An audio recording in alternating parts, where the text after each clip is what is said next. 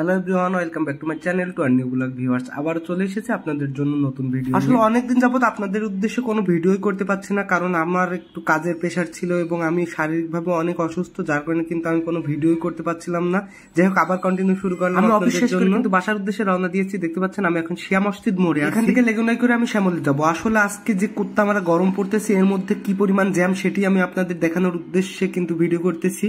এই জ্যামের মধ্যে পার হওয়া খুবই দুষ্কর, যার কারণে কিন্তু দাঁড়িয়ে দাঁড়িয়ে ভিডিও করে নিলাম। একটু সুযোগ পেলেই কিন্তু আমি রাস্তা পার হয়ে যাব। যাই হোক, লেগুনা কিন্তু আমি পেয়ে গেলাম। লেগুনায় চড়ে কিন্তু আমি শ্যামলী চলে এসেছি। ভিডিও করার সুযোগ পাইনি। আমি শ্যামলী এসে কিন্তু এই যে আপনাদের ভিডিও করে দেখাচ্ছি। দেখতে পাচ্ছেন একদম শ্যামলী মোড়ের উপরে আছে, কি পরিমাণ জ্যাম এখানেও দেখতে পাচ্ছেন।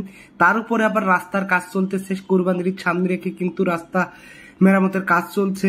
আপনারা সবাই জানেন যে গাবতলী এই যে শ্যামলীর যে রোডটা, এই মহাসড়কটা কতটা বিজি রাস্তা, তারপরেও কিন্তু এই রাস্তার কাজ চলছে। অর্ধেক রাস্তা ব্লক হয়ে আছে, তার মানে কি পরিমাণ জ্যামে থাকতে হয় আপনারা একবার ভেবে। এই গরমের মধ্যে জীবনটা অতিষ্ঠ করে ফেলছে। দেখতেই পাচ্ছেন এই যে প্রজাপতি পরিস্থান যে বাসটি দেখতে পাচ্ছেন, সেই বাসে কিন্তু আমি উঠে গিয়েছি। এই বাসের ভিতরে উঠে আমি একটু ভিডিও করে আপনাদের দেখানোর চেষ্টা করতেছি। দেখতে পাচ্ছেন পুরোটা রাস্তার কাজ চলতেছে, যার কারণে কিন্তু গাড়ি কিছুটা পথ চলছে, কিছুটা পথ থেমে যাচ্ছে। এইভাবে যদি অর্ধেকের বেশি রাস্তা ব্লক থাকে, কি করে মানুষ চলাফেরা করবে একবার ভাবুন।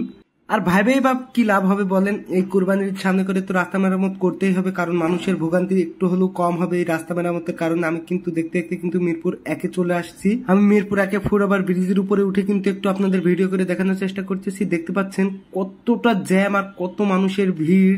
এই ভিড়ের মধ্যে মানুষ কিন্তু বাসায় ফিরতেছে অফিস শেষ করে, কেউ যার যার কর্মস্থল ত্যাগ করে কিন্তু বাসার উদ্দেশ্যে রওনা দিয়েছে।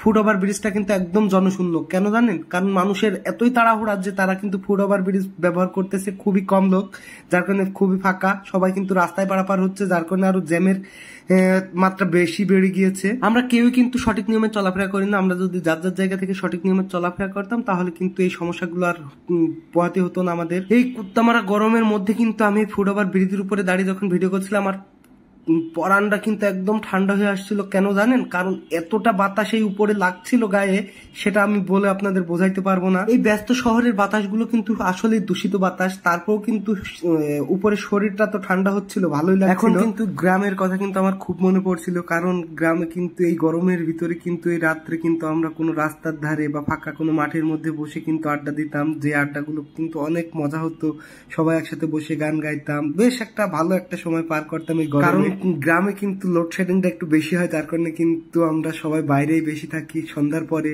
গভীর রাত হলে তারপরে কিন্তু বাসায় যাই। আর এই যান্ত্রিক শহরে কিন্তু অফিস শেষ করে কিন্তু বাসায় ফিরছি। গ্রামের কথা সত্যিই খুব মনে পড়ছে। আসলে বাস্তবতা এটাই, সব সময় কিন্তু গ্রামে থাকা হবে না, থাকতে পারবো না। গ্রাম কিন্তু ছাড়তে হবে।